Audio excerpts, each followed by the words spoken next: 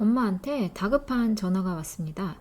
헬리코박터 감염이 위암 전 단계라는데 진짜야?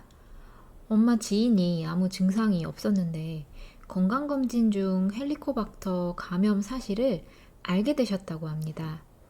어머니는 2, 3일에 한 번씩 만나 같이 점심을 먹는 친구가 옮을 수도 있고 위암으로 진행될 수도 있는 헬리코박터에 감염되었다는 소식에 멘붕이 되셨습니다.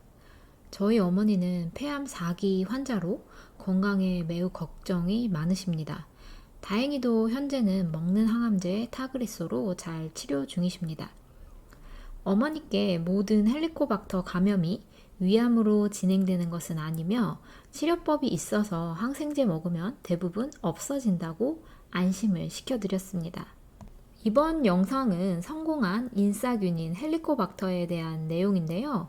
헬리코박터가 위암으로 진행되는지, 헬리코박터 감염증은 치료해야 하는지, 어떻게 옮는지, 치료 방법은 무엇인지, 헬리코박터에 걸리기 쉬운 사람의 특징은 무엇이며 어떻게 예방해야 하는지, 헬리코박터 감염증에 대한 궁금증을 정리해 보겠습니다.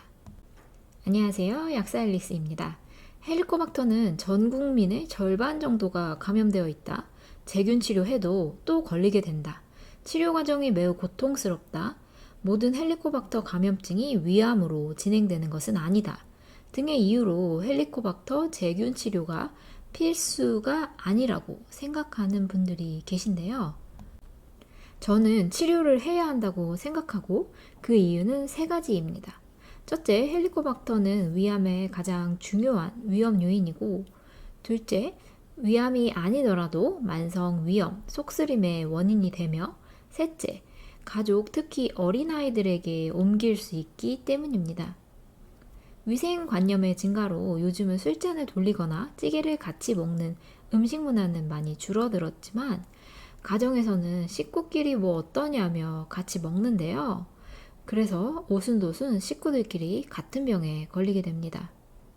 특히 어린 시절 부모와 식기 음식을 공유하는 이유로 감염되는 경우가 많습니다. 그리고 60세 이상에서 헬리코박터 감염률이 50% 이상이라서 조부모님들께서는 어린이들 식사 지도할 때 신경 써주셔야 합니다. 발암물질에도 레벨이 있는데요. 1급 발암물질은 WHO에서 인정한 사람에게 암을 일으키는 충분한 근거가 있는 물질을 말합니다. 구체적인 예로 헬리코박터 파이로리균, B형 간염, C형 간염 바이러스, 인유두종 바이러스, 앱스테인바 바이러스, HIV가 있고요. 흡연, 알코올, 가공육, UV, 성면, 라돈, 벤젠 이런 것들이 1급 발암물질에 해당되죠. 헬리코박터 파이로리균은 위암과 인과관계가 명확합니다. 헬리코박터가 위 점막을 파헤치면서 염증을 일으키는데 이 염증이 장기간 지속되면 위 점막이 점점 얇아지면서 위축성 위염이 됩니다.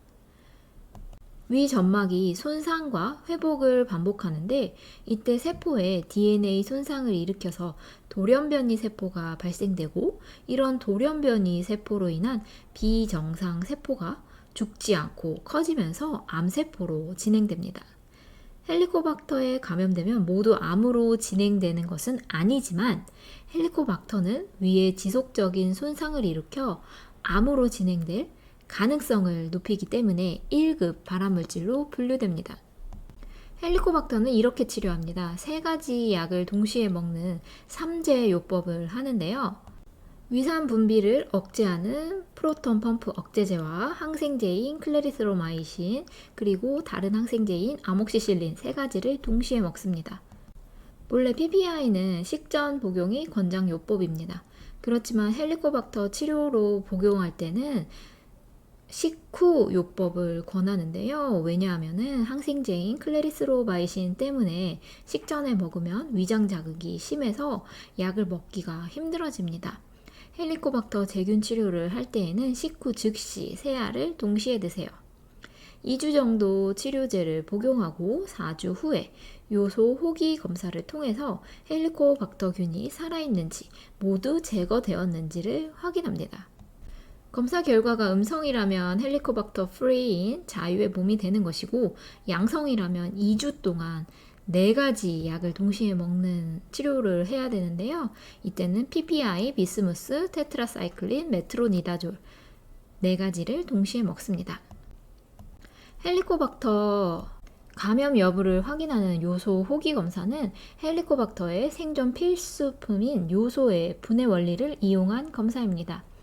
위는 산성 환경이기 때문에 대부분의 세균, 바이러스 등 미생물은 위에서 살균되고 제거되는데요.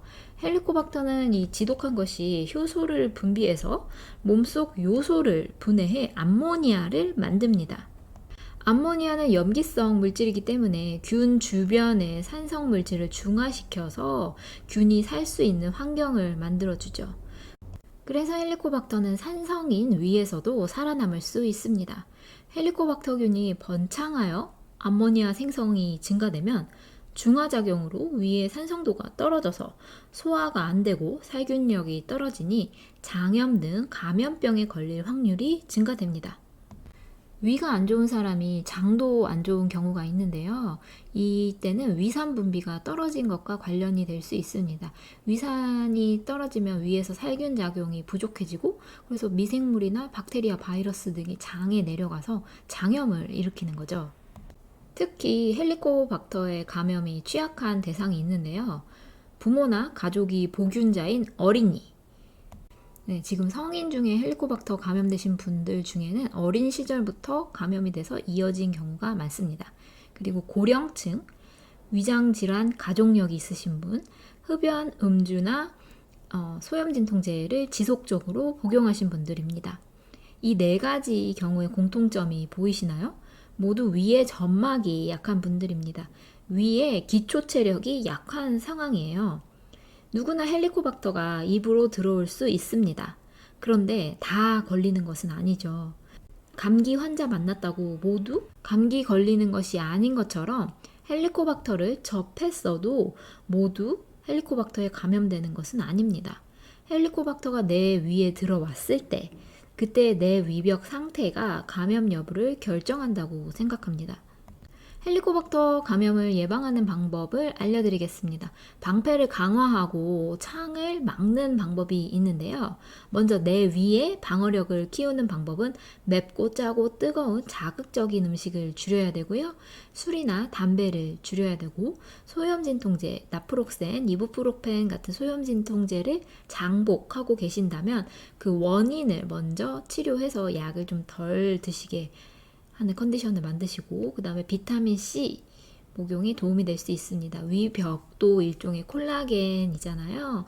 콜라겐 합성에 비타민C가 필수 조효소이기 때문입니다. 다음으로 균 침입을 예방하는 방법은 개인 식기를 사용하면서 덜어 먹어야 되고, 친구 음료수 같이 먹지 않습니다. 뺄 때 공유하지 않고요. 손을 자주 씻고, 개발도상국이나 위생이 안 좋은 국가를 여행할 때는 노점에서 음식을 드시지 않습니다. 모든 헬리코박터 감염이 위암으로 진행되는 것은 아닙니다. 하지만 방치했을 때는 위암까지 진행될 수 있는 1급 발암물질입니다. 다행히 치료법이 있으니 감염 사실을 아셨다면 가장 젊은 오늘, 이번 달에 치료를 시작하시는 것은 어떨까요? 시청해주셔서 감사합니다.